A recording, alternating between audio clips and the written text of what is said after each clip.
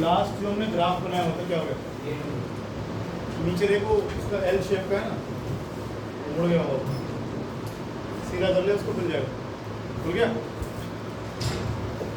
वो L shape वाला है, वो अटक जाता है, उसको सीधा कर ले।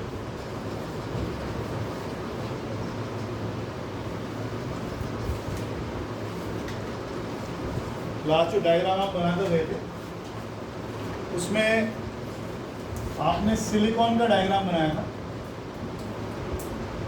और 3 एनर्जी, ये 1s2, 2s2,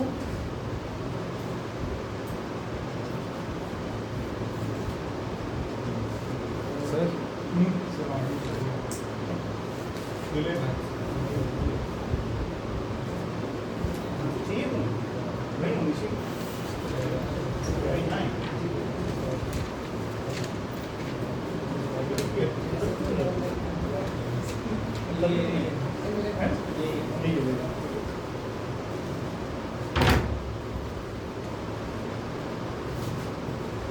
मैंने डायग्राम पिछली बार बना लिया था, इसलिए थोड़ा सा रफ बना रहा हूँ, ऐसे ही करके।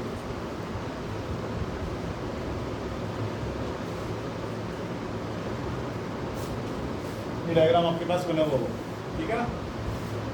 आपने क्या किया था, सिलिकॉन की कॉन्फ़िगरेशन लिखी 1s2, 2s2, 2p6, 3s2, 3p2।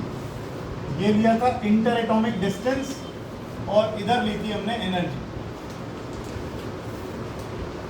परसों हम बात भी यही कर रहे थे। क्या बात चल रही थी परसों? देखो, हमने कहा कि 2 एटम्स ले लो, जब तक अलग अलग एटम्स हैं तब तक कुछ लिखाया था। देखो, मान लो हमने क्रिस्टल लिया जिसके अंदर n नंबर ऑफ एटम्स है। हमने किसका क्रिस्टल ले लिया? सिलिकॉन। अब सिलिकॉन के 2 एटम्स को अगर मैं पास लाऊंगा और पास लाऊंगा और पास लाऊंगा, तो जैसे जैसे डिस्टेंस कम होता जाएगा, कम होता जाएगा, कम होता जाएगा, हम ये क्या लेवल्स बता रहे हैं, ये क्या चीज शो कर रहा है? एनर्जी। देखो, ये 1s की एनर्जी, ये 2s की एनर्जी, ये 3p वाले की एनर्जी, ये सारी सब शेल्स हमने यहाँ पर लिख रखी है। सब शेल्स के साथ अब आपको कैसे पता लगा कि 1s का इलेक्ट्रॉन है या 2s का इलेक्ट्रॉन है? इसकी एनर्जी अलग होगी, इसकी एनर्जी अलग होगी। ये सारे अलग अलग एनर्जी वाले लेवल्स यहाँ पर बने हुए हैं। 1s का इलेक्ट्रॉन 3p वाले इलेक्ट्रॉन से कैसे अलग है? चार्ज और मास थोड़ी अलग है, सिर्फ किस चीज़ का फर्क है? इसकी एनर्जी अलग है और इसकी एनर्जी अलग है। ये दोनों के दोनों कौन से इलेक्ट्रॉन्स कहलाते हैं? ये वैलेंस इलेक्ट्रॉन्स कहलाते हैं। और आप देखो, इंटर एटॉमिक डिस्टेंस कितना भी कम करते जाओ, करते जाओ, कम करते जाओ, कम करते जाओ, एनर्जी पे अंदर वाली शेल्स के इलेक्ट्रॉन्स की एनर्जी पर कोई फर्क नहीं पड़ने वाला, कोई फर्क नहीं पड़ने वाला। तो ये 3 लाइन तो हमने इसीलिए दे रखी है। ये कौन से वाले इलेक्ट्रॉन्स हैं? ये कौन से वाले इलेक्ट्रॉन्स हैं? ये इनर शेल्स वाले इलेक्ट्रॉन्स। आप कितना भी 2 एटम्स को पास ले आओ, पास ले आओ, पास ले आओ, उनकी एनर्जी में मॉडिफिकेशन नहीं होगा, नहीं होगा। अंदर वाले शेल्स की एनर्जी कांस्टेंट थी और लास्ट तक कांस्टेंट ही रहेगी, भले आप इनके बीच का डिस्टेंस कितना भी कम कर लो, कितना भी ज़्यादा। तो इसकी तो बात ही नहीं कर रहे। अब बात आई यहाँ पर, जो एटम्स आप ले रहे हो, उस न्यूक्लियस के चारों तरफ क्या होता है? इलेक्ट्रॉन का क्लाउड। न्यूक्लियस के चारों तरफ क्या होता है? इलेक्ट्रॉन का क्लाउड। जब आप इन एटम्स को पास लाओगे, पास लाओगे, पास लाओगे, तो इनके पॉजिटिव और नेगेटिव चार्जेस में क्या शुरू हो जाएगा? हमने उस दिन भी वर्ड यूज करा था, इंटरेक्शन। इस इंटरेक्शन में अट्रैक्शन, रिपल्शन दोनों चीज़ आती है। इंटरेक्शन शुरू हो गया इन दोनों के बीच में, रिपल्शन है, कहीं अट्रैक्शन है, ये सब होना शुरू हो गया। उस चक्कर में इनकी एनर्जी इसके बाद मॉडिफाई होनी शुरू हो गई। इसके बाद क्या हुआ? 3p वाले की एनर्जी देखो कम होनी शुरू हो गई, कम होनी शुरू हो गई, कम होनी शुरू हो गई, यहाँ तक कम होती चली गई। 3s वाले की एनर्जी बढ़ती गई, बढ़ती गई, बढ़ती गई, बढ़ती गई, यहाँ तक आ गई। और जब आप इस पॉइंट पर आए, आप पहचान ही नहीं पाएंगे कि ये 3s का इलेक्ट्रॉन है या ये 3p का इलेक्ट्रॉन है। पहचान होती है एनर्जी से, और एनर्जी इंटरेक्शन होते होते, ये पॉइंट कौन सा लिया था हमने? B। ये पॉइंट लिया था हमने बी, पॉइंट बी आते आते आपको 3s और 3p के इलेक्ट्रॉन की कोई पहचान नहीं रहेगी कि कौन सा है, दोनों की एनर्जी क्या हो जाएगी, मिक्सअप हो जाएगी, सेम हो जाएगी। उसके बाद जब b से भी कम डिस्टेंस हम करना शुरू करते हैं, अब एक चीज ध्यान रखना, इलेक्ट्रॉनिक कॉन्फ़िगरेशन है 284, लास्ट की शेल में 4 इलेक्ट्रॉन्स की जगह खाली है, अनऑक्यूपाइड है, और 4 इलेक्ट्रॉन्स की जगह ऑक्यूपाइड है। ध्यान रखिएगा, 4 इलेक्ट्रॉन अभी और आ सकते हैं और 4 इलेक्ट्रॉन भरे हुए हैं। तो आप देखेंगे धीरे धीरे जब एनर्जी मॉडिफाई हुई तो भरे हुए इलेक्ट्रॉन्स की एनर्जी का एक बैंड बन गया और खाली वाले इलेक्ट्रॉन्स की एनर्जी का एक दूसरा बैंड बन गया। ठीक है, ये बैंड क्या होता है, लेवल्स आ गए यहाँ पर। इन्होंने बोला यहाँ से लेकर यहाँ तक जिनकी एनर्जी है, ये सारे वो इलेक्ट्रॉन्स हैं जो वैलेंस शेल में भरे हुए, ये एनर्जी के लेवल्स हैं, यहाँ से लेकर और यहाँ तक बहुत ही सारे क्या हो सकते हैं, एनर्जी के लेवल्स। इनकी कोई संख्या नहीं है कि इतने ही होंगे, 4 ही होंगे, 5 ही होंगे, 6 होंगे। ये जो ऑक्यूपाइड लेवल्स आप देख रहे हो सिलिकॉन के केस में, ये कहलाता है वैलेंस बैंड। यानी किसका बैंड, वैलेंस इलेक्ट्रॉन्स जो प्रेजेंट हैं, जिन्होंने शेल में जगह बनाई हुई है, उनके पास भी तो एक एनर्जी का लेवल होगा, इन चारों के पास भी तो एनर्जी होगी। वो एनर्जी इस लेवल से लेकर इस लेवल तक कुछ भी हो सकती है, डिपेंडिंग अपॉन द कंडीशंस। आपने थोड़ा सा हीट किया, कूद के ऊपर वाले एनर्जी लेवल में चला जाएगा। समझ लो, ऐसे समझ लो कि 1 से लेकर 10 तक जिनकी एनर्जी है, ये वो वाले इलेक्ट्रॉन्स। लेकिन जो 4 खाली पड़े हुए हैं, अगर आपको उनको भी इसमें लाना है तो आपको इनकी एनर्जी का एक बैंड अलग बनाया था हमने, क्या नाम दिया था,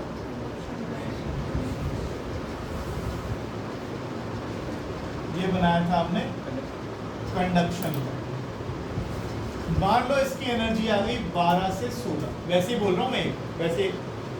अब यहाँ पर जो इलेक्ट्रॉन्स की जगह खाली है, उसको भरने के लिए जो एनर्जी की रिक्वायरमेंट है वो ये, यानी अगर किसी इलेक्ट्रॉन को इस खाली जगह में आना है तो उसके पास कम से कम कितनी एनर्जी होनी चाहिए, 12 या 12 से ज़्यादा। अब देखो, अगर किसी इलेक्ट्रॉन के पास एनर्जी 10 है,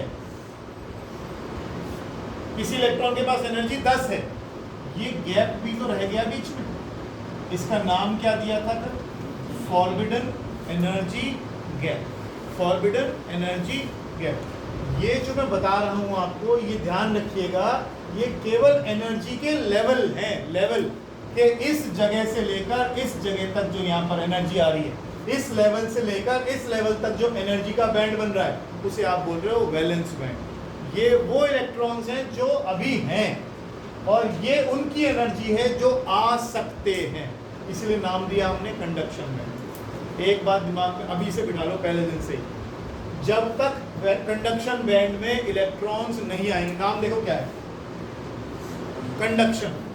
जब तक इलेक्ट्रॉन कंडक्शन बैंड में नहीं आएगा, तब तक ये क्रिस्टल कंडक्टिविटी शो नहीं करेगा, इंसुलेटर की तरह काम करेगा, ऐसे समझ सकते हो। इलेक्ट्रॉन्स का यहाँ आना जरूरी है, तभी वो कंडक्शन बैंड में आएंगे। आने का मतलब कुछ जगह थोड़ी आनी, जगह थोड़ी आनी है। देखो एक सिंपल एग्जांपल से समझो इसको। अभी हम, गवर्नमेंट ने क्या कर रखा है, गवर्नमेंट ने कहा जिन्होंने 1 लाख रुपए साल से कम कमाते हैं, जो 1 लाख रुपए साल से कम कमाते हैं, वो आ गए बिल्कुल हमारे पास नीचे इकोनॉमिकली वीकर सेक्शन में आ गए। फिर कहा जी 1 लाख से 3 लाख जो कमाते हैं, ये एक अलग सेक्शन में आ गए, और जो 3 लाख से ऊपर आते हैं, ये अलग सेक्शन में आ गए, 5 लाख से ऊपर वाले अलग सेक्शन में आ गए। अब मान लीजिए ये बिलो पॉवर्टी लाइन वाला आदमी है, इसको अगर हम पैसे दे देंगे तो ये कूद कर अपनी क्लास बदल सकता है, मिडिल क्लास में आ जाए, अपर मिडिल क्लास में आ जाए, और लॉटरी लग जाए तो और ऊपर वाले में चला जाए। अब ये लॉटरी यहाँ इलेक्ट्रॉन की कैसे लगेगी, या तो हीट से या इलेक्ट्रिक फील्ड से। इलेक्ट्रॉन को एनर्जी मिल गई तो कूद के चला जाएगा ऊपर को। दिमाग में एक चीज़ रखो बिल्कुल, हम क्या पढ़ रहे हैं, चैप्टर क्या है, किसकी, अभी बात करते हैं इसके बारे में। हम यहाँ पर मेटल्स नहीं, हम यहाँ पर कंडक्टर्स, इंसुलेटर्स और सेमीकंडक्टर्स की बात करते हैं, और यही चैप्टर है हमारा सेमीकंडक्टर्स का। अब तक हम खूब कंडक्टर्स का इस्तेमाल कर रहे थे। Copper is a very good conductor. तो कंडक्टर क्यों है, पहली बात क्यों है copper is a good conductor, क्यों है? कॉपर के अंदर बहुत सारे, क्या ये शुरू से फ्री हैं? क्या ये शुरू से फ्री हैं? अगर तू टेम्परेचर बढ़ाएगा या कम करेगा तो फर्क नहीं पड़ेगा, पड़ेगा ना भाई। देखो क्या कह रहे, सोडियम मेटल है, सोडियम मेटल है, मैं सिंपल लेता हूँ 281 इलेक्ट्रॉनिक कॉन्फ़िगरेशन है, इसमें 2, इसमें 8, इसमें 1 इलेक्ट्रॉनिक मेटल आता है। Sodium is a metal. Last की शेल का इलेक्ट्रॉन इसने कस के पकड़ा हुआ है कि नहीं पकड़ा हुआ है? लेकिन पानी में डालता है तो क्या होता है?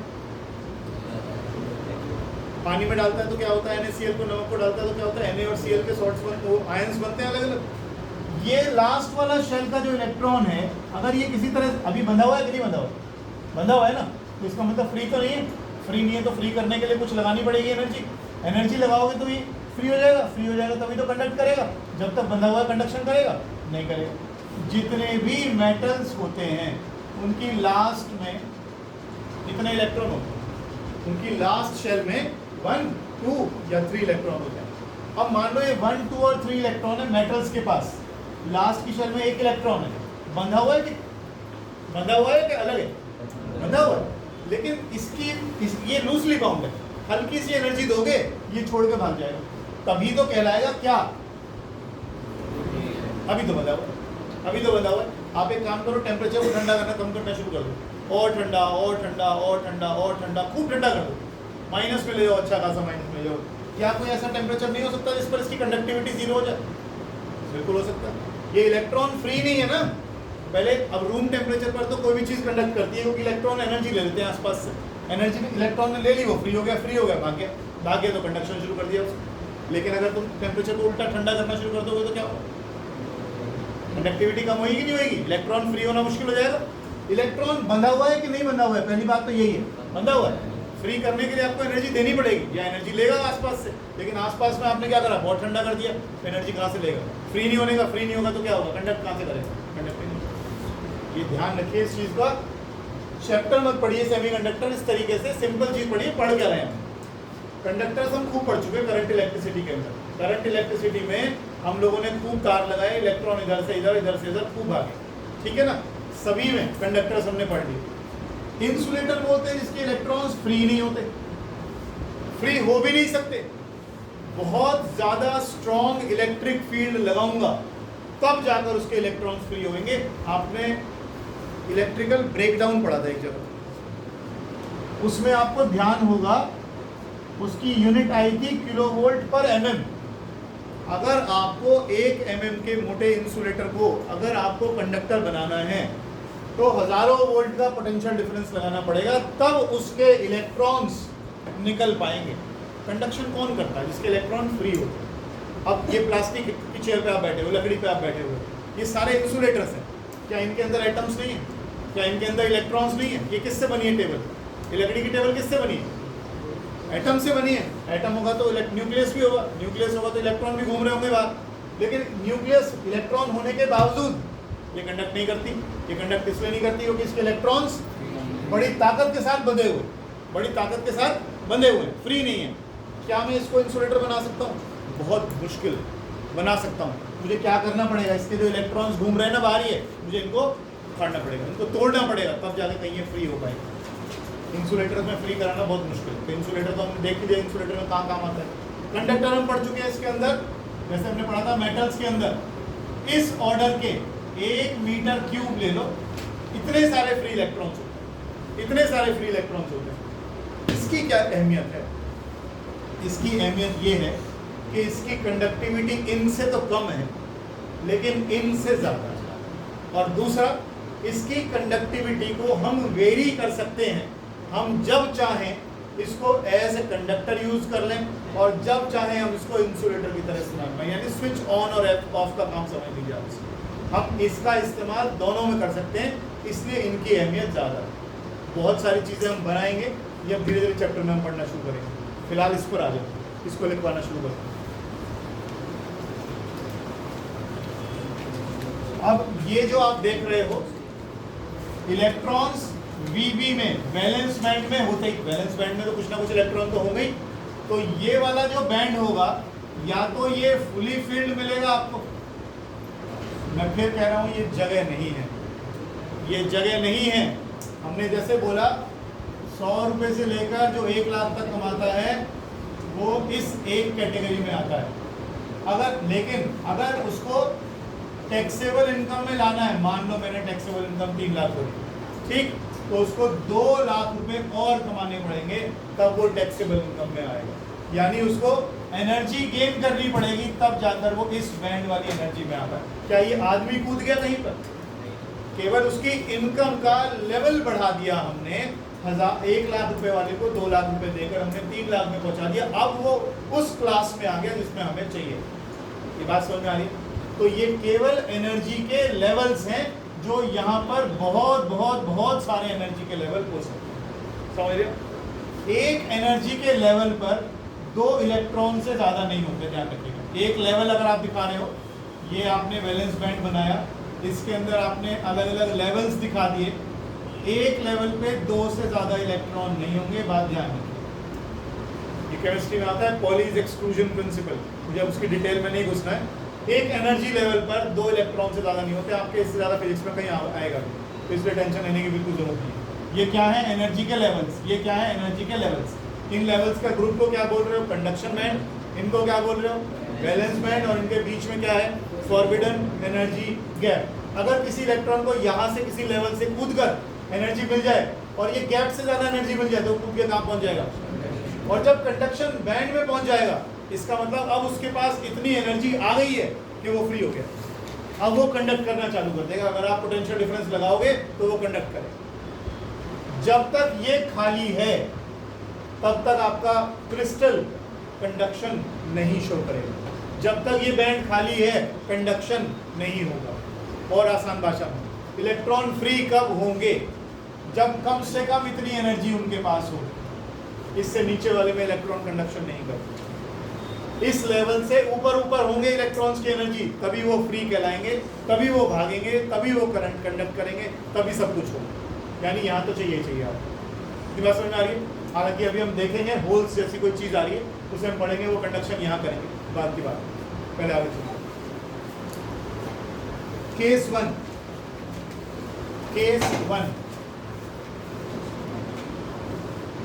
1 when R is much greater than A,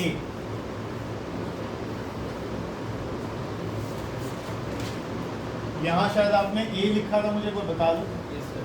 ये B और ये जहाँ इंटरेक्शन स्टार्ट हुआ था B डैश, और यहाँ कुछ C। ये C था, इधर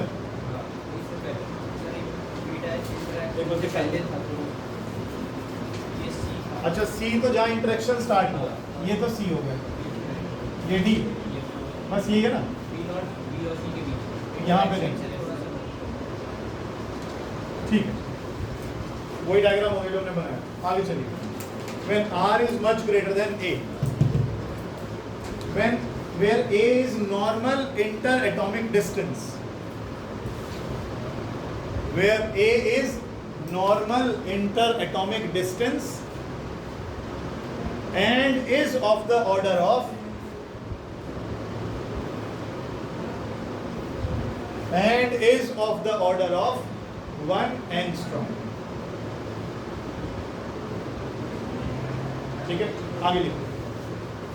कह रहा है कि R A से बहुत बड़ा है, मतलब वो यहाँ कहीं एरिया की बात कर रहा है, कुछ भी तो नहीं हो रहा, कुछ भी तो नहीं हो रहा। जब R A से बहुत बड़ा है, कुछ भी तो नहीं हो रहा।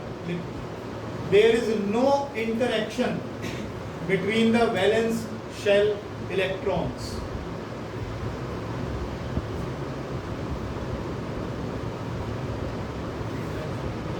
there is no interaction between the valence shell electrons.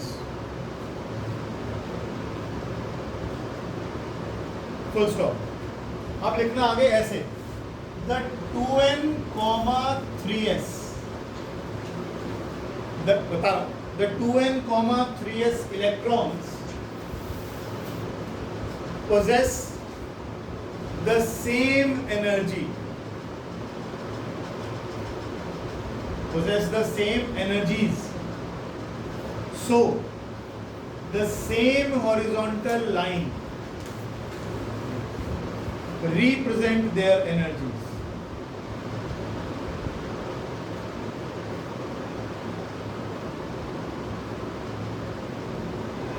Full stop. Similarly, same horizontal line will represent energies of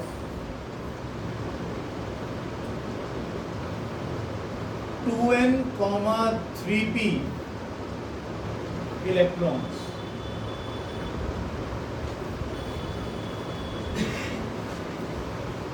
क्या लिखवा रहा हूँ इधर देखो ध्यान से। आपने क्या लिया था? सिलिकॉन का क्रिस्टल लिया था। सिलिकॉन के क्रिस्टल में कितने सारे एटम्स लिए थे?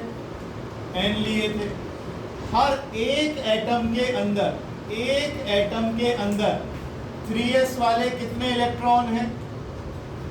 3s वाले कितने इलेक्ट्रॉन हैं? और 3p वाले कितने इलेक्ट्रॉन हैं? क्या आपने एक एटम लिया था? नहीं। आपने कितने एटम लिए? तो इसका मतलब 3s के कितने एटम हो गए और 3p के कितने एटम हो गए? इसलिए आपने 2n, 3p या 3s लिखा। मुझे लिखा एक एटम होता तो हम लिखते दो इसके और दो इसके, लेकिन n एटम है तो 2n इसके हो गए और 2n इसके, इसलिए आपने तो 2n कॉमन। आगे चलो, केस 2 लिखो। When R equals to C,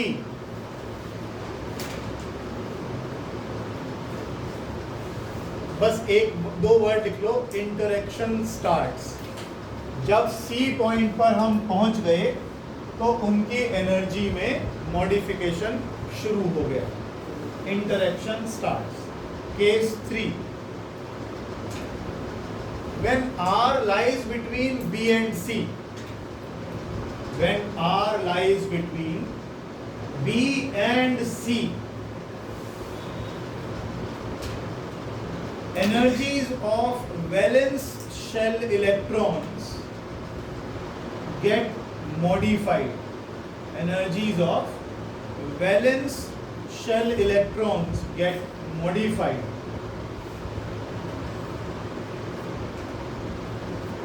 Some possess energy less than normal,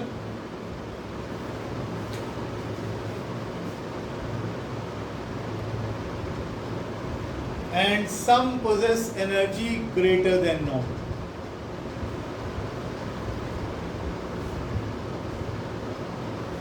ये इसकी बात कर रहा हूं, इधर देख, इसकी बात कर रहा हूं। इसकी एनर्जी यहाँ पर ज्यादा थी और कम होती चली गई, कम होती चली गई, कम होती चली गई। इसकी एनर्जी कम थी, बढ़ती चली गई, बढ़ती चली गई, बढ़ती चली गई। तो नॉर्मल से ज्यादा या नॉर्मल से कम? नॉर्मल तो ये है, नॉर्मल तो ये है। Case 4, when R equals to B, S and P electrons mix up. Energies of S and P electrons. Energies of S and P electrons mix up. Energies of, लिख लिया? Energies of S and P electrons mix up, and we cannot distinguish between them.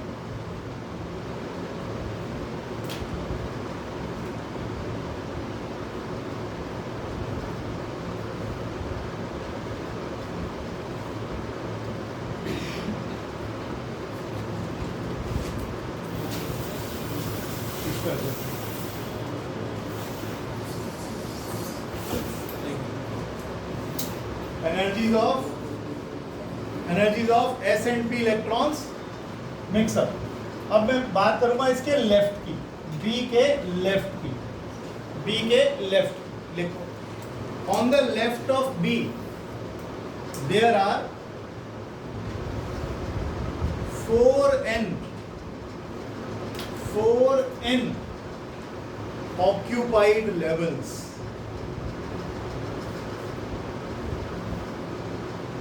which are shown by dark circles.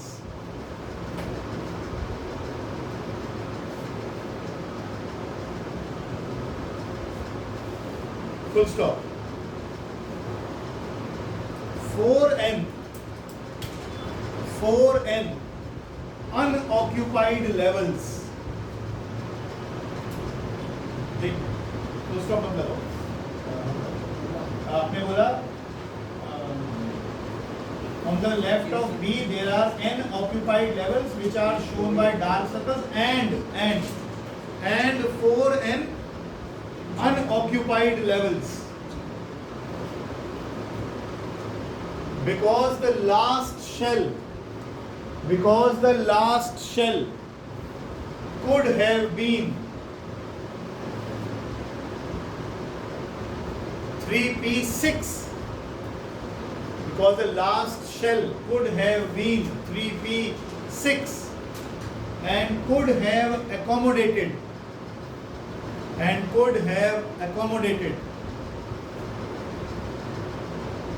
4n more electrons.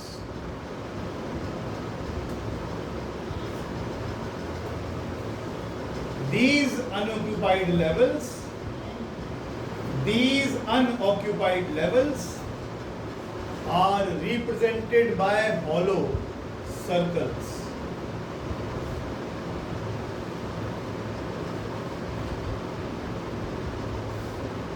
Last line दोबारा पढ़ लो। ये कह रहा है 4n occupied levels हैं हमारे पास, और जो ऑक्यूपाइड लेवल्स हैं वो डार्क सर्कल से दिखाए गए हैं, लेकिन 4 खाली भी हैं, क्योंकि 3p2 वाले को भरोगे तो मैक्सिमम कितना हो सकता है 3p6, यानी 4 इलेक्ट्रॉन अभी और एकोमोडेट किए जा सकते हैं, और उनकी एनर्जी के जो बैंड्स हैं वो यहाँ पर एक अलग बैंड बना रहा है और उसका नाम हमने रखा है कंडक्शन बैंड। ये लिखा है लास्ट, पढ़ के देख लो इधर last paragraph. Occupied levels, unoccupied levels, हो गया। आगे लिखो last case. If r equals a, if r equals a, that is the normal interatomic distance, that is the normal interatomic distance। कितना होता है interatomic distance नॉर्मल? ये रहा 1 angstrom normal interatomic distance। लिखो आगे इसको। Energies further get modified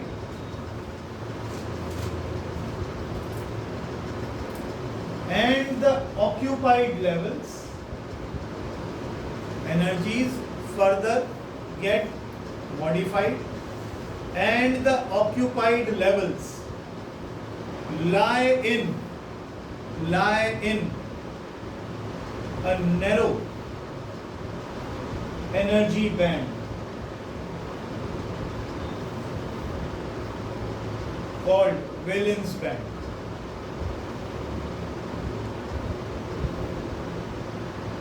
And the unoccupied levels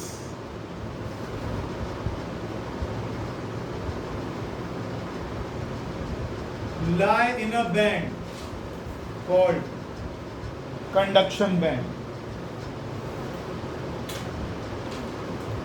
called conduction band.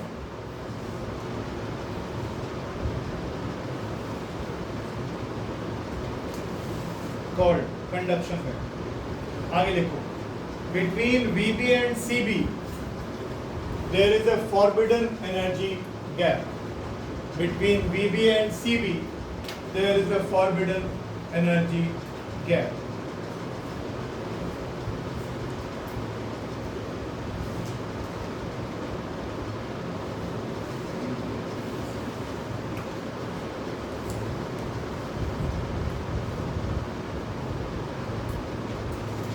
एक और नोट लिख लो बड़ा सा समझने के लिए। ये जो इंटरेक्शन की हम बात कर रहे हैं, उससे एनर्जी बदल गई है, उसकी बात कर रहे हैं। ये पैराग्राफ लिख लो, काम आएगा। लिखो, when two atoms are at a distance, when two atoms are at a distance apart, when two atoms are at a distance apart, they do not interact with each other. When two atoms are at a distance apart, they do not interact with each other,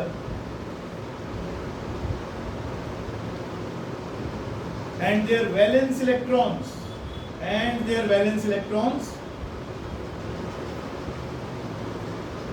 have more or less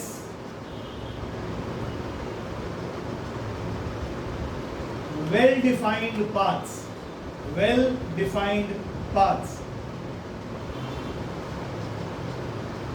and discrete energy levels.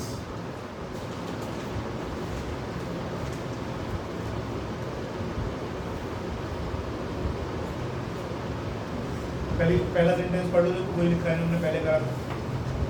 जब दो atoms काफी दूरी पर होते हैं तो इनमें interaction नहीं होता। इलेक्ट्रॉन्स के पास एक फिक्स्ड अमाउंट ऑफ एनर्जी होती है और उनका एक फिक्स्ड पाथ होता है। ये तब तक है जब वो दूर दूर है, एक लाइन छोड़कर लेते। When they come close to each other,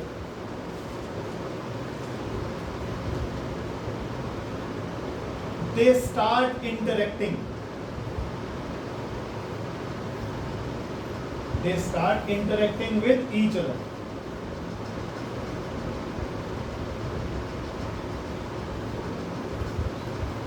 Full stop. The maximum interaction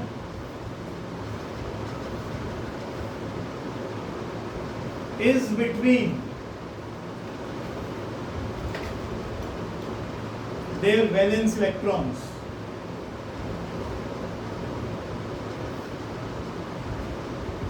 whose orbits get disturbed.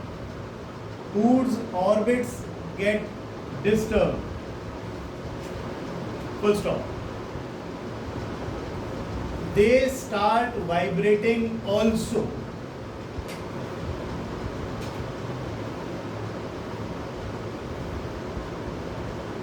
Along with their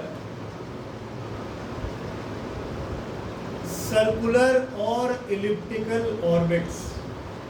Motion लिखो. Along with their circular or elliptical motion. Full stop. They do not have well-defined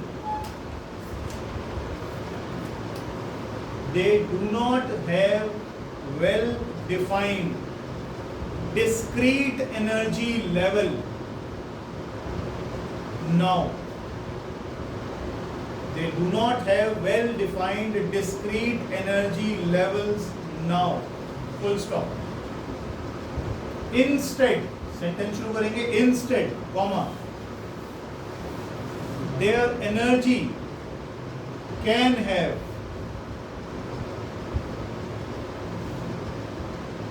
any value within a given energy level, within a given energy interval.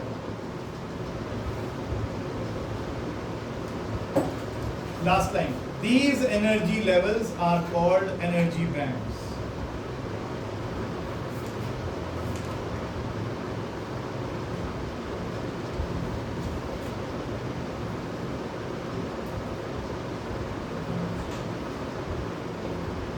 एक बार सारा paragraph पढ़ लो, कुछ समझ में नहीं आया तो पूछ लो।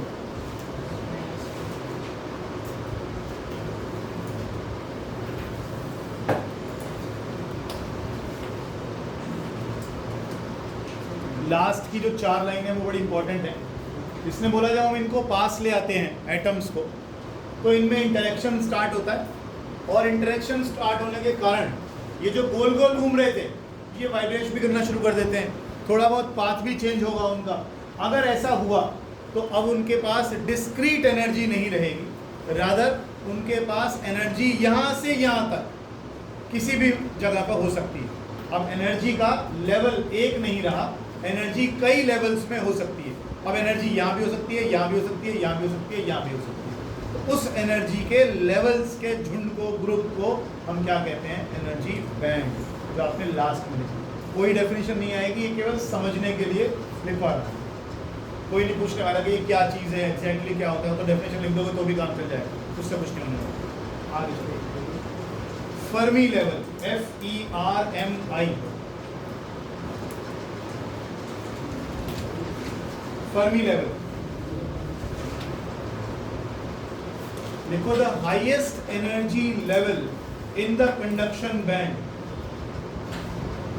the highest energy level in the conduction band filled up with electrons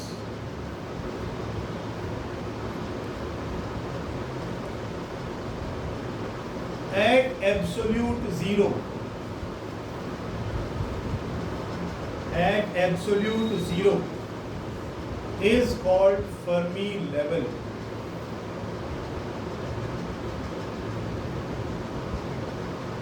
And the energy corresponding to the Fermi level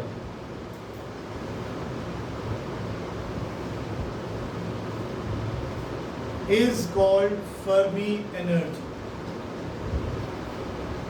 conduction band में इलेक्ट्रॉन के पास जो सबसे ज्यादा एनर्जी का लेवल होता है उसे फर्मी लेवल बोलते हैं। बस इतना ही करना है।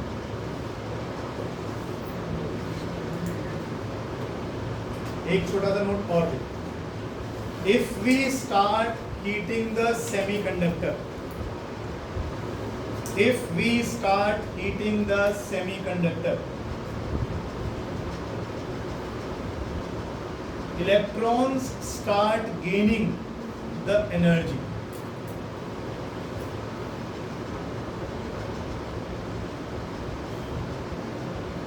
Electrons start gaining the energy and they move from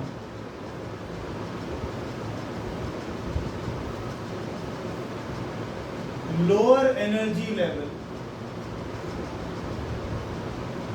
to higher energy level,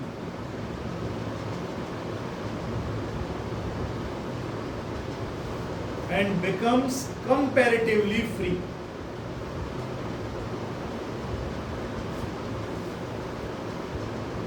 And becomes comparatively free.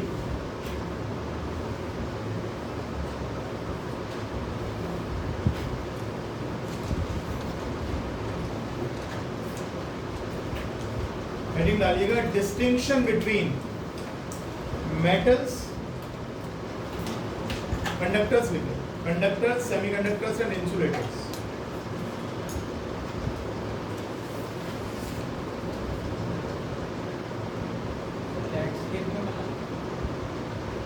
नहीं डायग्राम बनाना, वो वाला नहीं करना जो हम पहले करते थे, तो हमें बताइए।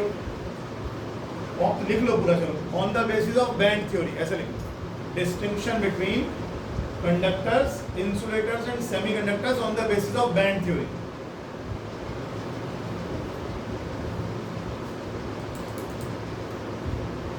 रजिस्टर में ऊपर कहीं पर लिख लो, रजिस्टर में अलग से लिख लो कहीं पर, मेटल्स की जो कंडक्टिविटी होती है, मेटल्स की कंडक्टिविटी 10⁻² से लेकर 10⁸ तक होती है। यूनिट क्या होती है इसकी याद है किसी को? ओम इनवर्स, ओम इनवर्स, ठीक है। और कुछ? Siemens, S metre inverse.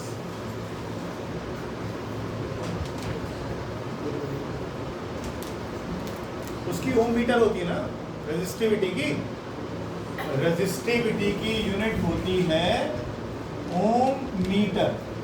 तो ओम का उल्टा करेगा तो साइमन बन जाएगा, या ओम इनवर्स लिख ले, और मीटर का उल्टा करेगा तो मीटर इनवर्स, ऐसे। अच्छा आगे लिखो इंसुलेटर्स की।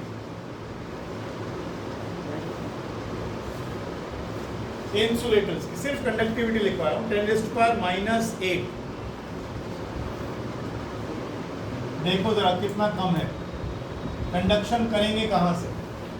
इनका जो कंडक्टिविटी है 10⁻⁻8। और जो आपके ये आ गए सेमीकंडक्टर्स, इनकी होती है 10⁻⁻5 से लेके 10⁻0।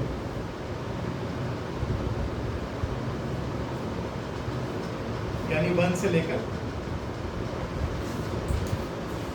अब बैंड थ्योरी के हिसाब से हम इसका बनाते जाएगा। सबसे पहले लिखो conductors.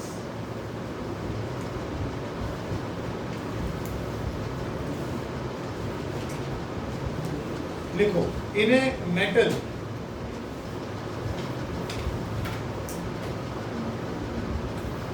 in a metal either the नहीं टेबल में कुछ वैसे लिखते चलो, बस ऊपर हेडिंग डाल देना मेटल्स, ऊपर हेडिंग डाल देना मेटल्स। लिखो in a metal either the conduction band is partially filled up, either the conduction band is partially filled up with electrons or conduction band and valence band, अब इसको ना short में लिख लिया करो VB एंड CB, ओवरलैप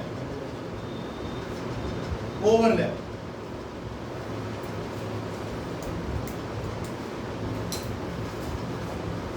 देखो आपने अभी दो बैंड्स बनाए, ध्यान से देख लेना, ये था वैलेंस बैंड और ये था कंडक्शन बैंड। हमने कहा इसके अंदर बहुत सारे अलग अलग एनर्जी के लेवल्स हैं जिसमें इलेक्ट्रॉन्स हैं, यानी इस बैंड में वो सारे इलेक्ट्रॉन्स हैं जिनकी एनर्जी इस लेवल से इस लेवल तक। आपका कंडक्शन बैंड चालू हो गया यहाँ से, जो लोएस्ट लेवल यहाँ पर आपको दिखा रहा है एनर्जी का, इसे हम यहाँ से शुरू कर देते हैं। क्या है ये? Conduction band. अगर इलेक्ट्रॉन इस पर या इससे ऊपर हुए तो इलेक्ट्रॉन्स क्या कंसीडर किए जाएंगे और वो क्या करेंगे? वो कंडक्ट करेंगे। यानी अगर किसी सब्सटेंस का कंडक्टिविटी आप कह रहे हो कि कंडक्ट करता है, इसका मतलब उसके पास फ्री इलेक्ट्रॉन हैं। और फ्री कहने का क्या मतलब है? उसके पास वो इलेक्ट्रॉन्स हैं जिनकी एनर्जी इस लेवल से ऊपर ऊपर। मेटल्स के अंदर तो बहुत सारे फ्री इलेक्ट्रॉन्स। तो हमने क्या लिखा है पहली लाइन में कि या तो इनका कंडक्शन बैंड पहले से भरा हुआ है या इसके अंदर पार्शियली फिल्ड है या फिल्ड अप है, या इन दोनों के बीच में गैप ही नहीं है। लिखा ओवरलैप कैसा कोई वर्ड? ओवरलैप। जैसे अगर हम बैंड बनाते हैं मेटल्स का, सोडियम का बनाता हूँ, सोडियम का अगर मैं कंडक्शन बैंड दिखाता हूँ तो सोडियम का conduction band partially filled up है। किससे? इलेक्ट्रॉन्स। ये आ गया मान लो सोडियम। और अगर जिंक का बनाता हूं तो समझ लो इन दोनों बैंड्स में बीच में जगह ही नहीं है, यानी फॉरबिडन एनर्जी गैप है ही नहीं। फॉरबिडन एनर्जी गैप क्या था? ये वो एनर्जी है जो इस इलेक्ट्रॉन को फ्री होने के लिए चाहिए। अगर इस इलेक्ट्रॉन को फ्री होना है तो कम से कम इतनी एनर्जी बनानी पड़ेगी। वो एनर्जी कहाँ से गेन करेगा? बाहर से, या तो हीट से गेन करेगा, इलेक्ट्रिक फील्ड से, कहीं और से करेगा। जब तक इलेक्ट्रॉन यहाँ पड़ा हुआ है वो कंडक्ट नहीं करेगा। उसको कंडक्शन करने के लिए फ्री होना पड़ेगा, अपने एटम से फ्री होना पड़ेगा, उस बंधन को छोड़ना पड़ेगा, उसके लिए एनर्जी लेगा, गेन करेगा तो इसके बराबर पहुंचेगा। तो यानी ये Eg ये वही एनर्जी है जो इसको गेन करनी ही करनी है, कहीं से करे। अगर ये गेन कर लेगा तो यहाँ चला जाएगा, यहाँ चला जाएगा तो फ्री हो जाएगा, फ्री हो जाएगा तो कंडक्शन करेगा। ठीक है। अब मेटल्स के अंदर तो बहुत सारे फ्री इलेक्ट्रॉन्स, तो कह रहा है या तो पहले इलेक्ट्रॉन्स के पास इतनी एनर्जी है कंडक्शन बैंड में पहले पड़े हुए, या VB और CB क्या कर रहे हैं आपस में? ओवरलैप कर रहे हैं, मतलब इनकी एनर्जी में फर्क ही नहीं है। यहाँ से कूद कर यहाँ जाने के लिए कुछ खास एनर्जी की एनर्जी चाहिए नहीं उसको, पहले ओवरलैप पड़ी हुई है। तो इसीलिए ये क्या करते हैं, ये क्या कहलाते हैं, ये क्या कहलाते हैं, conductors. They are all good conductors. लिख बनाइए, दोनों में there is no E g, forbidden energy gap है ही नहीं। थोड़ी सी एनर्जी जो कि रूम टेम्परेचर से मिल जाए वो कूद के भाग जाएंगे ऊपर वाले।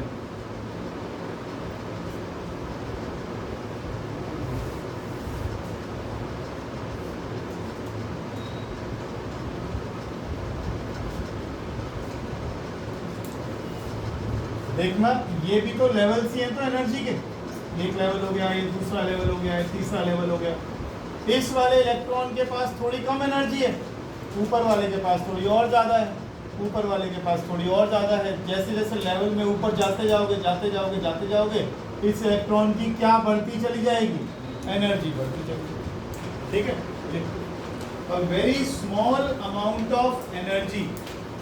तुमने पार्शियली फिल्ड अप वाला क्यों नहीं बनाया? ये सोडियम का है, ये क्या है, ये कंडक्शन बैंड पहले से भरा हुआ है, पार्शियली फिल्ड अप। ये बनाओ, लाइन नहीं पड़ी ध्यान से, फिर देख दोबारा से। कह रहा है मेटल्स या कंडक्टर्स के केस में या तो कंडक्शन बैंड पहले से पार्शियली फिल्ड अप होगा, अगर ये पार्शियली फिल्ड अप नहीं है तो भी कोई बड़ी बात नहीं है, वैलेंस बैंड के इलेक्ट्रॉन्स तो हैं और इसमें ईजी भी नहीं है, मामूली सी एनर्जी मिल गई तो ये कूद गई, यहाँ चला जाएगा, यहाँ चला जाएगा, यहाँ चला जाएगा, और यहाँ जाते ही क्या करना शुरू करेगा, कंडक्शन शुरू कर। समझ रहे हो क्या कह रहा हूँ? ईजी नहीं है इसमें, देयर इज नो ईजी। किसमें? कंडक्टर्स में। कंडक्टर्स में इनके पास जो एनर्जी है थोड़ी सी, यही तो समझ तो ओवरलैप ही हो गया ऑलमोस्ट। यहाँ से थोड़ी सी एनर्जी आई, ऊपर चले जाए, कंडक्शन बैंड में चले जाए, कंडक्शन शुरू करो। A very small amount of energy is needed to take the electron. A very small amount of energy is needed to take the electron from VB to CB.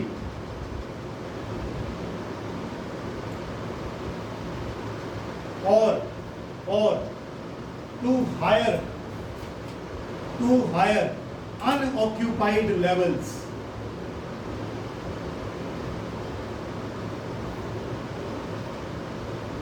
Where electron becomes free or comparatively free. Where electrons become free or comparatively free.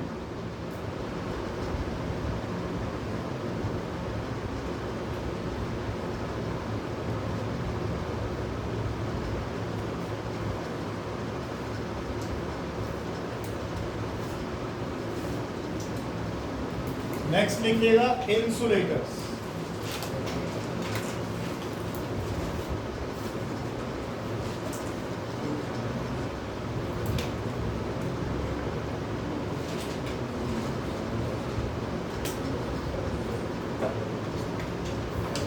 बनाइए नहीं, पहले समझ लीजिए।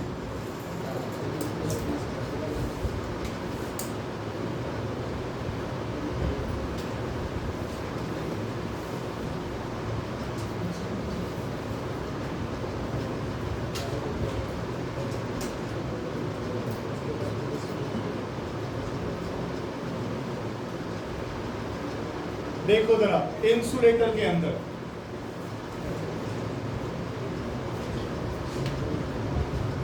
क्या बोलती है, CB के अंदर नहीं होने चाहिए। हाँ जी, सीबी क्या है? सीबी बैंड है, यानी एनर्जी लेवल इतना ज्यादा इलेक्ट्रॉन का कि वो कंडक्शन में पहुंच गया, कंडक्शन कर नहीं सकता है। नहीं, जब आप इंसुलेटर की बात कर रहे हो इसलिए मैंने बोला बनाऊंगा। बिल्कुल सही पकड़ा है, बिल्कुल खाली होगा ये कंडक्शन बैंड। इंसुलेटर में इलेक्ट्रॉन्स ऐसे मिलेंगे ही नहीं जिनके पास इतनी एनर्जी हो कि वो फ्री हो जाए। यहां पर ये कैसा रहेगा conduction band,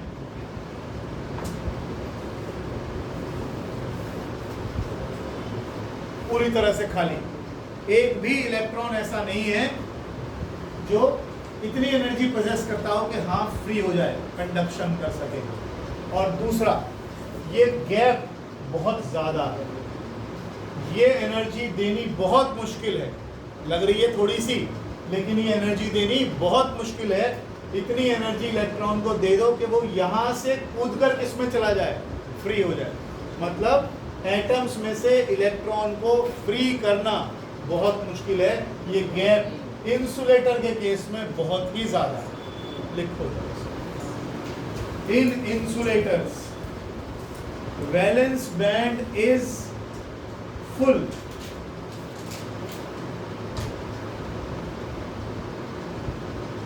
and CB is empty,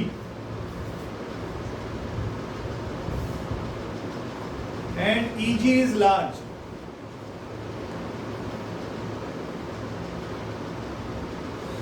and it is very difficult to overcome this EG.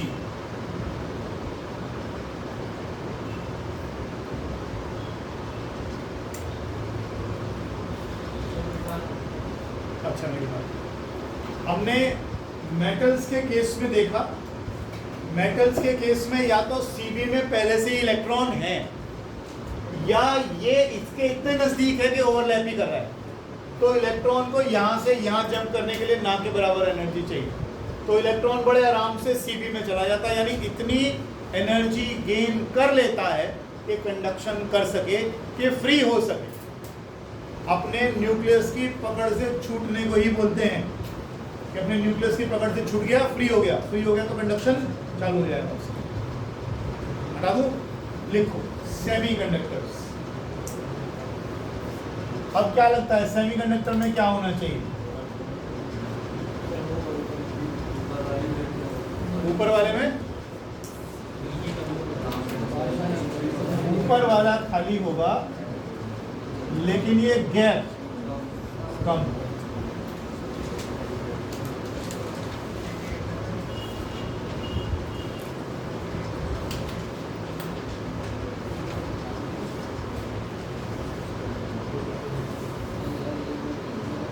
Gap थोड़ा कम बनाइए, और इसका ऑर्डर हम लिख लेते हैं 1 eV के आसपास। वैल्यूज ही दे देता हूं मैं आपको। जर्मेनियम के लिए Eg का वैल्यू है 0.72,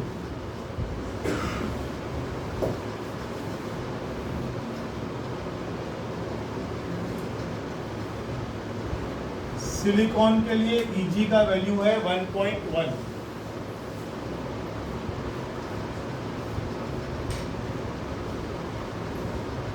जर्मेनियम और सिलिकॉन।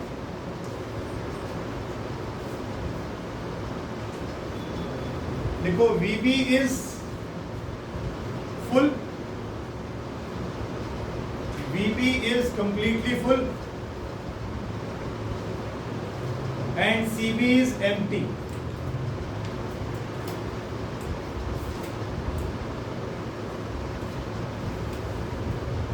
A very मत लिखो, a little energy of the order of 1 eV, a little energy of the order of 1 eV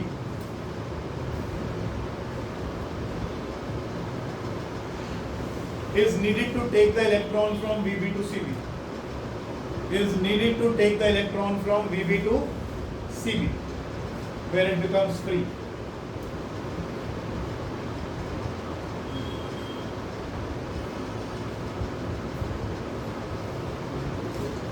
और एक इम्पॉर्टेंट चीज लिख लेना, at 0 Kelvin semiconductors behaves like, क्या लिखना चाहिए?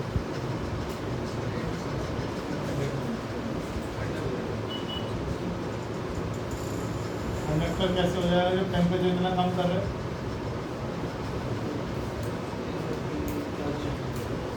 J is equal to C plus 273 है ना। तो इस 0 केल्विन कैसे आएगा जब C का वैल्यू कितना होगा, माइनस 273। फिर तो 0 केल्विन पर जो सेमीकंडक्टर्स हैं वो ये एनर्जी गेन ही नहीं कर पाएंगे, इतना ठंडा आपने कर दिया है उसको। 0 केल्विन पर सेमीकंडक्टर बिल्कुल इंसुलेटर का काम करेंगे, इलेक्ट्रॉन एनर्जी गेन करके Cb में जा ही नहीं सकता, टेम्परेचर इतना कम हो गया।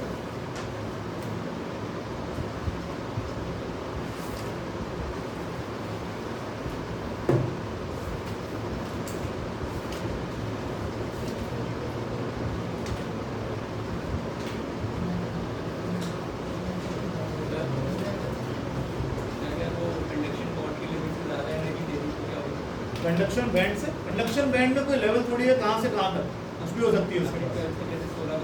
आपने देखो नहीं क्या कह रहे थे ना, वो तो मैंने वैसे डायग्राम बोल दिया, ऐसा कुछ नहीं होता। यहाँ से लेकर और यहाँ तक बहुत सारे एनर्जी लेवल्स हैं, जितनी ज़्यादा एनर्जी दे दोगे उतना हो जाएगा। आपने इलेक्ट्रिक फील्ड बहुत स्ट्रांग लगा दी तो ये बैंड थोड़ी यही इसमें रह जाएगा। आपने तेज इलेक्ट्रिक फील्ड लगा दी, देखो ना, ये पॉजिटिव प्लेट लगा दी, ये नेगेटिव प्लेट लगा दी। अब इलेक्ट्रॉन कितनी स्पीड मेंटेन करेगा या कितनी काइनेटिक एनर्जी गेन करेगा, ये तो इस चीज़ पर डिपेंड करता है कि आपने कितनी स्ट्रांग मैग्नेटिक फील्ड लगाई है ना। तो इसका कोई लेवल का कोई नहीं, कहाँ तक जाएगा, तो फर्मी लेवल कहीं भी बन सकता है इसका।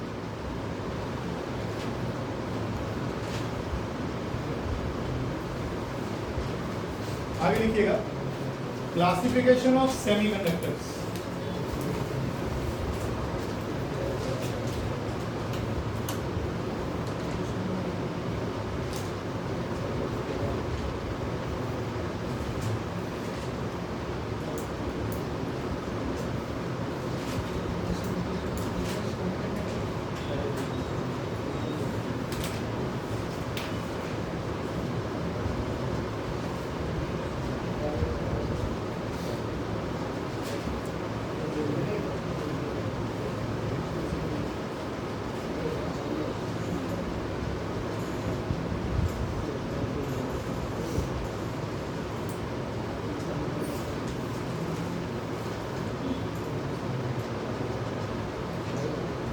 लिखो, ये हेडिंग काटनी पड़ेगी आपको।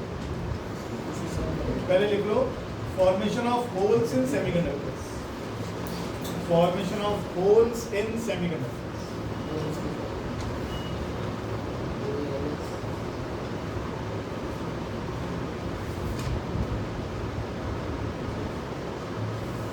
देखो यहाँ पर हम जर्मेनियम का क्रिस्टल बना रहे हैं। ये कॉन्सेप्ट पहली बार ही आ रहा है जब हम होल्स पढ़ रहे हैं। इससे पहले कंडक्शन हमेशा इलेक्ट्रॉन्स ही करते थे। अब ये होल्स हैं क्या, जर्मेनियम जो है उसके वैलेंस इलेक्ट्रॉन्स कितने होते हैं, 4, 1 2 3 4। ऐसे ही हमने वैलेंस शेल के इलेक्ट्रॉन्स को डॉट से हमने यहाँ पर दिखा दिया, ठीक है।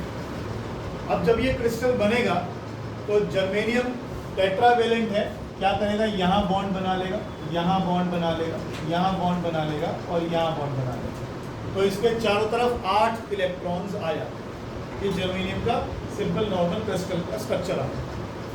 ये बात समझ आ रही। ये क्या करता है, एक इलेक्ट्रॉन इसका शेयर कर लेगा, एक यहाँ शेयर कर लेगा, एक यहाँ शेयर कर लेगा, एक यहाँ शेयर।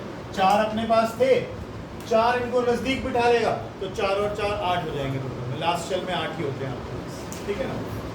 अब होता क्या है, अगर आपने एनर्जी दे दी तो बहुत सी बार क्या होगा, ये बॉन्ड टूट गया, एनर्जी से बॉन्ड टूट गया, कहीं से एनर्जी मिली, ये बॉन्ड टूट गया। जब ये बॉन्ड टूट गया तो इसका ये वाला इलेक्ट्रॉन फ्री हो गया। ये इलेक्ट्रॉन फ्री हो गया तो ये इलेक्ट्रॉन यहाँ से भागा, ये इलेक्ट्रॉन इसकी पकड़ से छूटकर भागा। इसके न्यूक्लियस में पकड़ा हुआ था लेकिन पहले ये बॉन्ड के साथ भी बना हुआ था। यहाँ पर आपस में कोवेलेंट बॉन्डिंग थी इसकी। ये कोवेलेंट बॉन्ड किसी कारण से टूट गया, कोई थर्मल एजिटेशन से हो गया, कहीं से थर्मल एनर्जी मिल गई, टूट गया। ये बॉन्ड टूटा तो यहाँ से इलेक्ट्रॉन फ्री हो गया, ये फ्री इलेक्ट्रॉन हो गया, ये भागा। जब ये भागा तो पीछे एक खाली जगह छोड़ गया, यहाँ इलेक्ट्रॉन के आने की प्रबल संभावना है। There are greater chances of putting an electron at this place. ठीक है, इस जगह को हम कहते हैं होल. होल कुछ है नहीं, होल बिल्कुल ऐसा है कि एक जगह यहाँ नौकरी पे एक आदमी लगा हुआ था, ये यहाँ से छोड़ के भागा क्योंकि इसको जगह अच्छी जगह अपॉर्चुनिटी मिल गई, तो ये यहाँ भरने के लिए भागा, लेकिन पीछे क्या छोड़ गया, खाली नौकरी छोड़ गई. एक और आदमी जिसको वहाँ पे उसका बॉस तंग कर रहा था, वो इलेक्ट्रॉन यहाँ आया, उसने ये एनर्जी भर दी, ये वाली नौकरी भर दी, लेकिन यहाँ पर क्या छोड़ा है, फिर नौकरी छोड़ा है. तो देखो तो इस तरीके से मूवमेंट हो रही है इसके, और होल्स की मूवमेंट किधर को होती जा रही है, उल्टा. इधर को नौकरी बढ़ती जा रही है और ऊपर को खाली होती चली जाती है. यही तो हो रहा है.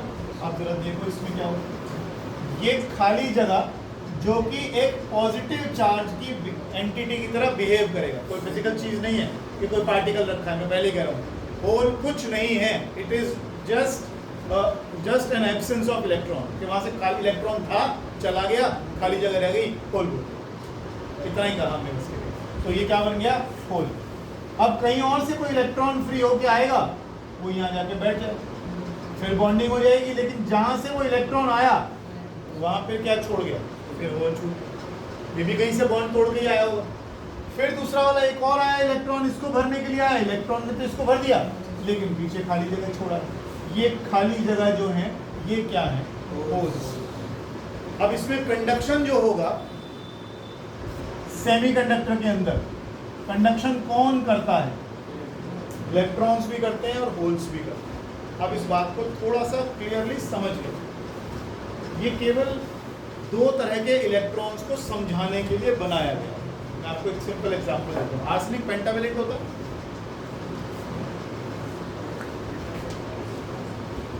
कौन सा वैलेंसी होती है, चलो छोड़ो. देखो अब ये इलेक्ट्रॉन्स और होल्स क्या है. कोई सवाल यहाँ पे तो पूछ सकता है, मूव तो इलेक्ट्रॉन ही कर रहे हैं. भाई यहाँ खाली जगह छूट गई, इलेक्ट्रॉन आ गया, फिर खाली जगह छूट गई, फिर इलेक्ट्रॉन आ गया, चल कौन रहा है, इलेक्ट्रॉन. फिर होल का कंसेप्ट डेवलप ही कर रहे हो, क्या ये होल क्या है.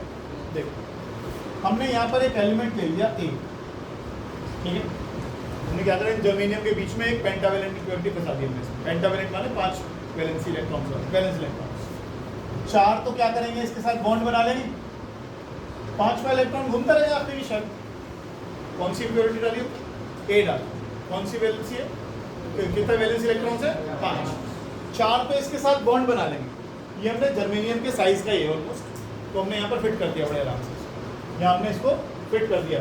अब यहाँ क्या है, जर्मेनियम के साथ 4 ने तो बॉन्ड बना दिए, लेकिन इसका जो ये 5वां वाला था ये बंधा हुआ है. थोड़ी सी एनर्जी मिलेगी, ये 5वां वाला निकल के भाग जाएगा. ये 5वां वाला निकल के भाग जाएगा, और ये क्या करेगा, ये फ्री हो जाएगा, और फ्री हो जाएगा तो ये क्या करेगा, कंडक्ट करेगा. ये वही इलेक्ट्रॉन है जैसे आप मेटल्स के अंदर देखते हो कि लास्ट की शेल का इलेक्ट्रॉन है, कहीं से एनर्जी मिल गई, भाग गया. लास्ट की शेल का इलेक्ट्रॉन था, कहीं से एनर्जी मिल गई, भाग गया. थोड़ी सी एनर्जी चाहिए, निकल के भाग जाएगा. यहाँ तक तो कोई दिक्कत नहीं. लेकिन एक और तरह के इलेक्ट्रॉन भी पैदा हो रहे हैं. कौन से, ये बॉन्ड टूटा. अब बॉन्ड क्या यूं ही टूट जाएगा, इस इलेक्ट्रॉन को निकालना आसान है या बॉन्ड तोड़ना आसान. ऑब्वियसली वो 5वां इलेक्ट्रॉन निकालना बड़ा आसान. बॉन्ड को तोड़ोगे तो एनर्जी लगेगी, बॉन्ड को तोड़ोगे तो एनर्जी लगेगी. यहाँ से भी जब बॉन्ड टूटेगा तो क्या फ्री होगा, एक हमें सिर्फ इस इलेक्ट्रॉन में और इस इलेक्ट्रॉन में डिफरेंशिएट करना था, इसलिए हमने होल का कंसेप्ट बनाया. अब हम ये कहने लगे, अच्छा नहीं ये इलेक्ट्रॉन कौन सा, बोले ये तो वो है जो बॉन्ड टूट के आया था, ये इलेक्ट्रॉन वो है जो 5वें वाला है. कंफ्यूजन खड़ी होगी. तो इन्होंने कहा होल क्रिएट. इन्होंने कहा इलेक्ट्रॉन की बात ही मत करो, जैसे ही बॉन्ड टूटेगा क्या पैदा होगा. अब झंझट खत्म हो गया, एक होल बन गया और एक इलेक्ट्रॉन बन गया. है तो दोनों इलेक्ट्रॉन, होल तो कुछ है ही नहीं. होल तो कोई फिजिकल एंटिटी नहीं है, कोई कुछ नहीं है, लेकिन होल बिहेव कैसे कर रहा है, like a positive charge. Like a positive charge, इसके ऊपर नेगेटिव चार्ज है, इसके ऊपर उतना ही पॉजिटिव चार्ज. सब कुछ वैसे ही चल रहा है, लेकिन हमने दो चीजें खड़ी कर दी यहाँ पर, एक होल और एक इलेक्ट्रॉन. पहले हम कह रहे थे एक इलेक्ट्रॉन है बस केवल. अब हर बार ये कह रहे थे मेटल्स के अंदर, कह रहे थे लास्ट की शेल में इलेक्ट्रॉन है, एनर्जी दोगे भाग लेगा, एनर्जी दोगे भाग लेगा, बीबी से कूद के सीबी में चला जाएगा. तो ये तो वो इलेक्ट्रॉन हो गया. ये कंपैरेटिवली फ्री है, इसकी काइनेटिक एनर्जी भी कैसी होगी, ज्यादा। इसको फ्री करना मुश्किल है। अब याद करो पहले चैप्टर में, याद तो कुछ रहता ही, मोबिलिटी का फॉर्मूला आया था एक।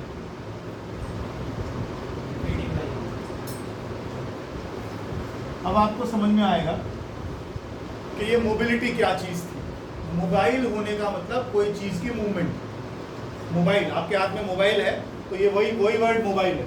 एक होता है लैंडलाइन फोन जो आप यूज करते हो, फिक्स्ड फोन है, वो एक जगह रखा रहता है। मोबाइल इसलिए क्योंकि आप मूव करवा सकते हो। अब यहाँ मोबिलिटी की बात करता है वो। अब मोबाइल ये ज्यादा है या मोबाइल होल ज्यादा है? ये वाला इलेक्ट्रॉन ज्यादा मोबाइल है, क्योंकि थोड़ी सी एनर्जी लगाते ही, इलेक्ट्रिक फील्ड लगाते ही इसके पास जो ड्रिफ्ट वेलोसिटी आएगी वो ज्यादा आएगी, क्योंकि ये कंपैरेटिवली ज्यादा फ्री है। थोड़ी सी एनर्जी चाहिए मुझे, आयोनाइजेशन एनर्जी थोड़ी सी चाहिए, इलेक्ट्रॉन फट से निकल के बाहर, लेकिन यहाँ मुझे पहले बॉन्ड तोड़ना पड़ेगा, मेरी एनर्जी ज़्यादा खर्च होएगी, फिर ये इलेक्ट्रॉन निकल के यहाँ से भागेगा। ठीक, अब मैं इलेक्ट्रॉन का नाम ही नहीं ले रहा इस केस में। कौन क्या छूटेगा यहाँ से? होल छूटेगा यहाँ से। तो अगर हम यहाँ कहने लगे इलेक्ट्रॉन्स की मोबिलिटी होल्स की मोबिलिटी से ज़्यादा होती है, तो हम यही कहने की बात कर रहे हैं यहाँ पर। इलेक्ट्रॉन्स की मोबिलिटी होल से ज़्यादा है। क्यों है? होल बनेगा तब जब बॉन्ड टूटे। तो आपने इलेक्ट्रिक फील्ड लगाई, यहाँ से इलेक्ट्रॉन को फ्री करा, तो उसके पास उतनी ड्रिफ्ट वेलोसिटी नहीं आ पाएगी जितनी कि इसके पास हो। तो ये वाला इलेक्ट्रॉन इस वाले इलेक्ट्रॉन के कंपैरिजन में ज़्यादा फ्री है, ज़्यादा एनर्जी गेन करेगा। इसलिए हमने इलेक्ट्रॉन और इलेक्ट्रॉन में डिफरेंस नहीं करते हुए हमने कहा एक इलेक्ट्रॉन आ गया और एक क्या आ गया, होल आ गया। सिर्फ समझने के लिए हमने कॉन्सेप्ट बनाया और कुछ नहीं। ये इलेक्ट्रॉन हमारा पांचवें वाला इलेक्ट्रॉन है और ये इलेक्ट्रॉन हमारा जो बॉन्ड टूट कर बनेगा ये होगा। ठीक है, क्लियर? लिखवा दूं थोड़ा सा, जर्मेनियम वाला बना लो पूरा।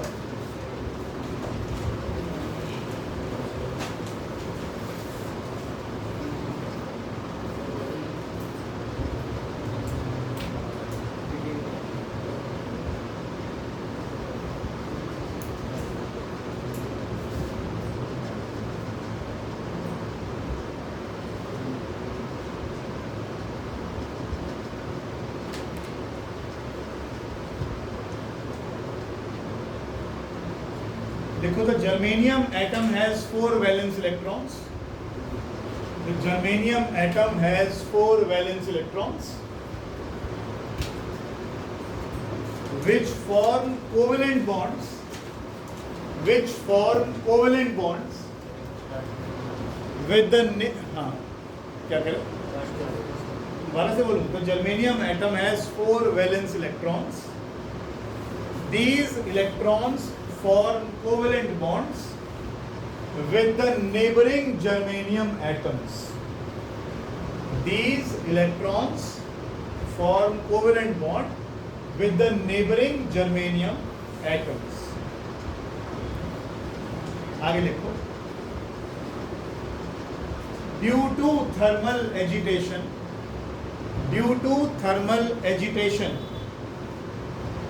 let us say a covalent bond breaks.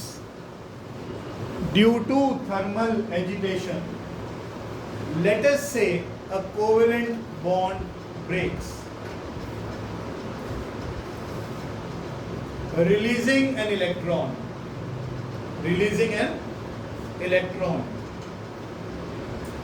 Full stop. The valency of the electron,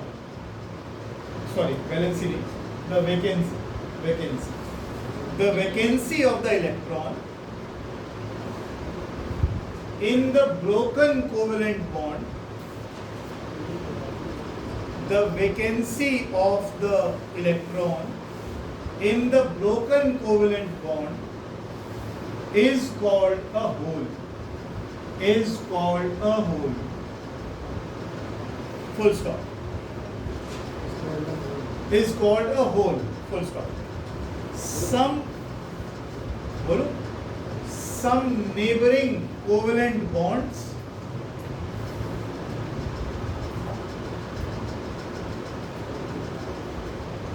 will also break releasing an electron and creating a hole.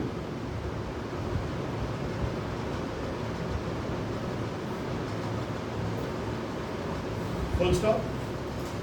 The electron will travel. The electron will travel to fill up these holes. Fill up this hole. And the electron will travel to fill up this hole. Full stop. Effectively, it means a hole has traveled from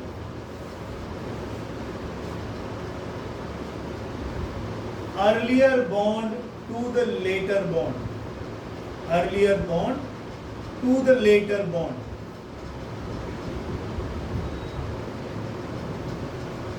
Last line.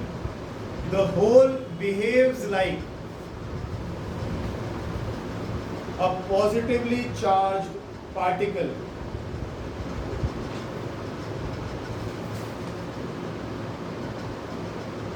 with charge plus E.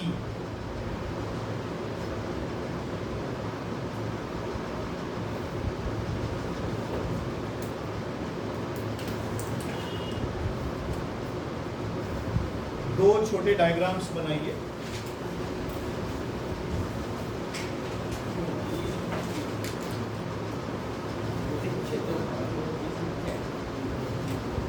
इधर ध्यान दो please.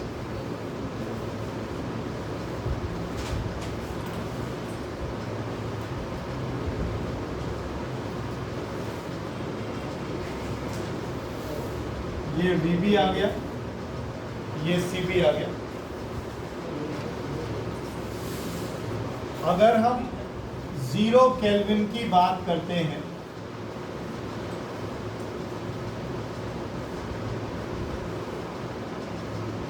तो VB में electrons होंगे लेकिन CB में electrons नहीं होंगे. तो semiconductor behaves like an insulator. Semiconductor behaves like an insulator. 0 kelvin पर कंडक्शन बैंड पूरी तरह से खाली होगा, भले ही बीच का Eg कितना भी कम क्यों ना हो सेमीकंडक्टर से. उसके बाद टेम्परेचर ग्रेटर देन 0 केल्विन,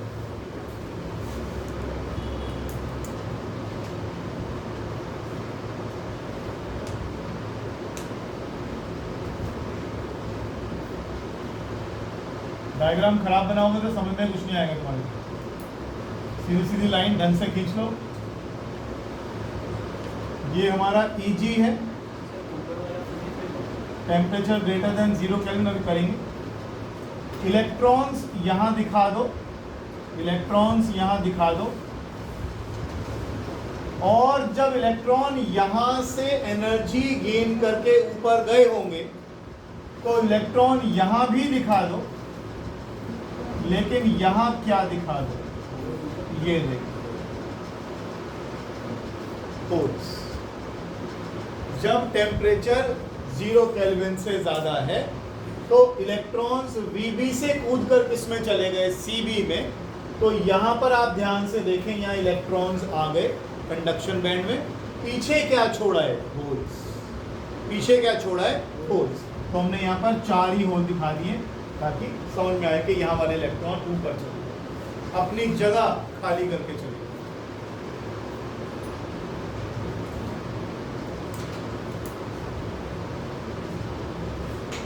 अब ध्यान से देखिएगा, ये तो कंडक्शन करेंगे ही करेंगे. कंडक्शन बैंड में कौन कंडक्शन करता है, सिर्फ electrons. Electrons conduct in C. लेकिन यहां इलेक्ट्रॉन्स की मूवमेंट बिल्कुल नहीं हो रही. क्या हो तो रही, ये इलेक्ट्रॉन्स के पास एनर्जी आएगी तो ये कूद के इस वाले इसको होल को भर सकते हैं. इस इलेक्ट्रॉन के पास एनर्जी आएगी तो इधर देख लो प्लीज, इस इलेक्ट्रॉन के पास एनर्जी आएगी तो कूद के इस होल को भर सकता है, तो यहाँ पीछे क्या छूट जाएगा, फिर होल आ जाएगा। इस इलेक्ट्रॉन को एनर्जी मिल गई, ये यहाँ भर जाएगा, पीछे क्या छोड़ जाएगा, होल। तो क्या यहाँ कंडक्शन नहीं हो रही, हो रही है। यहाँ कंडक्शन सिर्फ तब हो रही है जब बॉन्ड टूट रहा है, बॉन्ड टूटेगा, यहाँ से निकल के इलेक्ट्रॉन यहाँ जा भरेगा, पीछे क्या छोड़ जाएगा, होल। तो यहाँ किस चीज की मूवमेंट दिखाई दे रही है, होल्स की, होल्स की। अब ध्यान रखना, आज की लेक्चर समझ में आया नहीं आया, दो बात जरूर दिमाग में रखो। इलेक्ट्रॉन्स कंडक्ट करेंगे कंडक्शन बैंड में और होल्स कंडक्ट करेंगे वैलेंस बैंड में। ये सारे चीज का निचोड़ है अब तक का, चाहे ये दो लाइन भी याद रहेंगी तो भी काम लग जाएगा, ठीक है। Holes do conduction in valence band, इस लाइन को बार बार बोलते रहेंगे। होल्स कंडक्ट करेंगे वैलेंस बैंड में और इलेक्ट्रॉन्स कंडक्ट करेंगे कंडक्शन में। नीचे से इलेक्ट्रॉन्स कूदकर ऊपर चले गए, Eg के बराबर एनर्जी आ गई होगी या उससे ज्यादा आ गई होगी, तो ऊपर वाले लेवल्स में चले गए और यहाँ पीछे क्या छोड़ गए, होल्स। तो कंडक्शन बैंड में कंडक्ट करेंगे इलेक्ट्रॉन और होल्स कहाँ करेंगे, वैलेंस बैंड।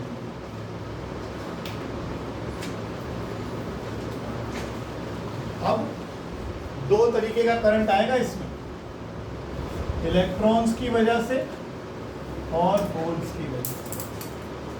इसीलिए ये होल का कॉन्सेप्ट बनाना पड़ा कि इलेक्ट्रॉन्स और होल्स दोनों ही कंडक्शन करेंगे। अब की बात आगे चलो,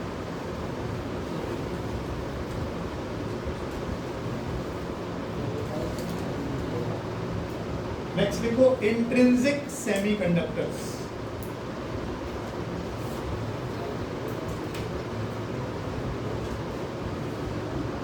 डोपिंग समझते हो क्या होती है, डोपिंग क्या होती है? डोपिंग सुना नहीं कभी आज तक?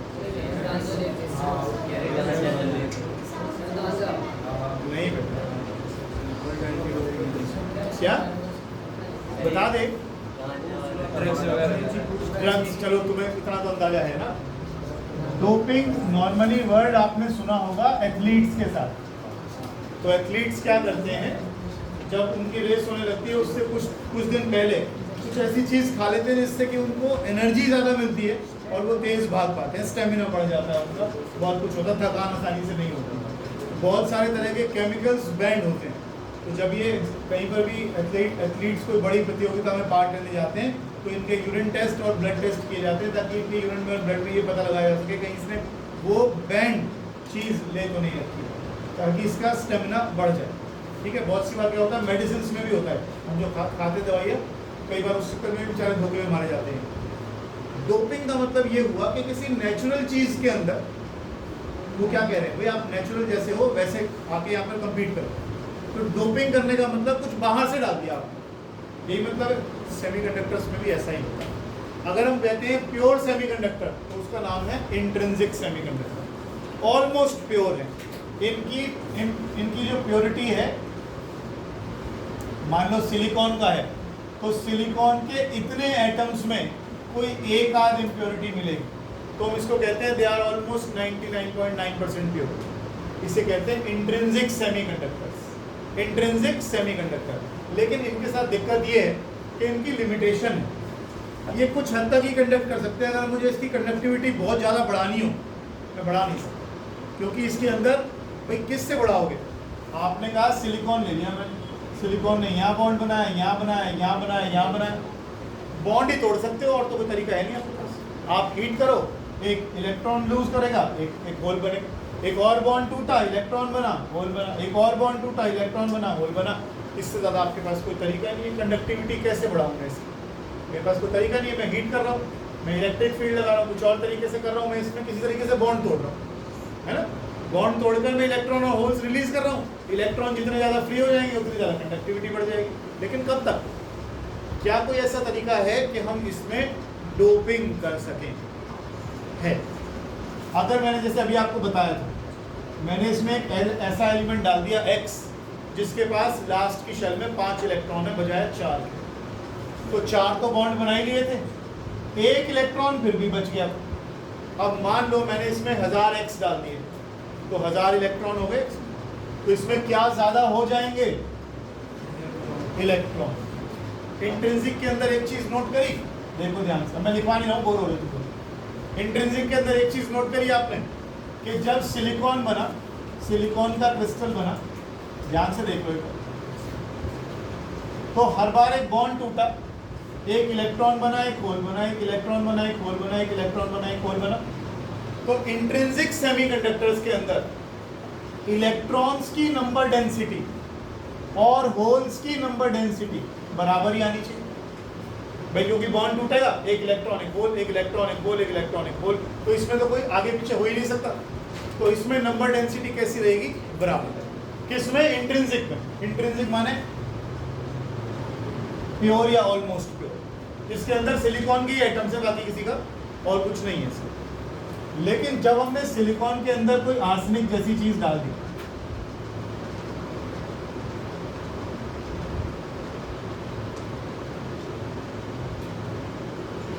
बॉन्ड टूटेगा, एक इलेक्ट्रॉन बना, एक होल बना, एक इलेक्ट्रॉन बना, एक होल बना, एक इलेक्ट्रॉन बना, एक होल बना, ये तो बनी रहे।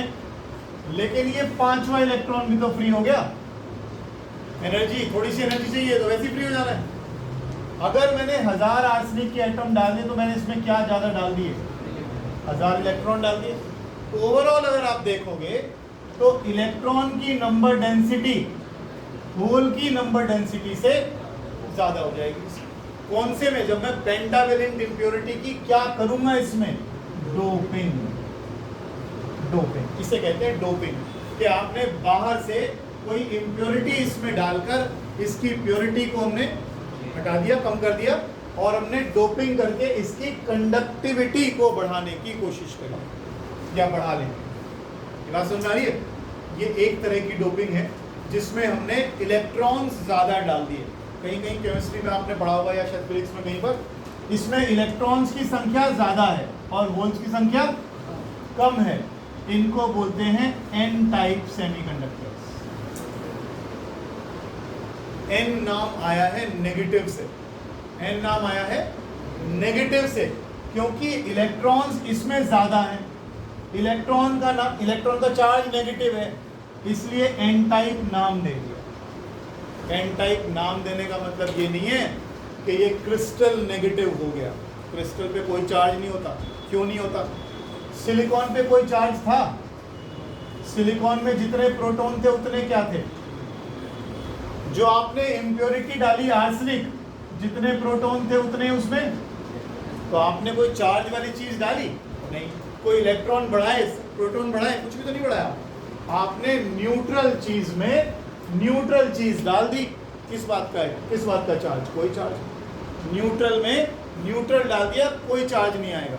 ये नाम तो सिर्फ याद रखने के लिए कर दिया, एन फॉर नेगेटिव, तो याद रहेगा। अच्छा नेगेटिव इसमें ज्यादा, एन टाइप है तो इसमें इलेक्ट्रॉन ज्यादा होते हैं, इसलिए नाम। ये एक तरह के सेमीकंडक्टर्स आए, एन टाइप सेमीकंडक्टर। कौन से हैं ये एन टाइप सेमीकंडक्टर? जिनके अंदर इलेक्ट्रॉन्स की नंबर डेंसिटी होल से ज्यादा। क्या करा हमने इसमें? पेंटावेलेंट इंप्योरिटी डाल दी, पेंटावेलेंट इंप्योरिटी। अब एक काम करते हैं, यहां पर कोई ट्राईवेलेंट बताओ, कुछ गलत बताओ। एल्यूमिनियम का, अब एल्यूमिनियम होता है 283, लास्ट की शेल में इलेक्ट्रॉन है 3 और 4 पर आसपास पड़ोसी कितने हैं? 4। तो ये तो खाली जगह रह गई, ये खाली जगह रह गई, तो यहाँ पर क्या बन गया? होल। अब अगर मैं इसमें 1000 एल्यूमिनियम डाल देता हूँ तो इसका मतलब मैंने 1000 क्या डाल दिए? 1000 होल्स डाल दिए। अब 1000 होल डाल दिए तो इसका मतलब इस बार नंबर डेंसिटी होल की ज्यादा हो गई। होल कैसा चार्ज लिए हुए होता है? इसलिए P से पॉजिटिव, इसलिए इनका नाम क्या रखा? क्या ये न्यूट्रल है? हाँ न्यूट्रल। सिलिकॉन भी न्यूट्रल था, एल्यूमिनियम भी न्यूट्रल था। न्यूट्रल में न्यूट्रल डाला, कोई भी दिक्कत नहीं हुई, तो कोई चार्ज नहीं आएगा इससे। ध्यान रखिएगा, एन टाइप और पी टाइप, एन टाइप और पी टाइप, बस इतना ही करेंगे आज। 2 टाइप के सेमीकंडक्टर, ठीक है।